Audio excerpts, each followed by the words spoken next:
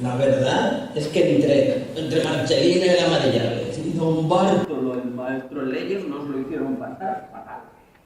Sí, ¿quién nos iba a decir de lo que nos enteraríamos después? Pensa, Marcelina quería hacer valer un contrato antiguo para casarse conmigo. Y don Bartolo, fuera de venganza contra ti por haber ganado el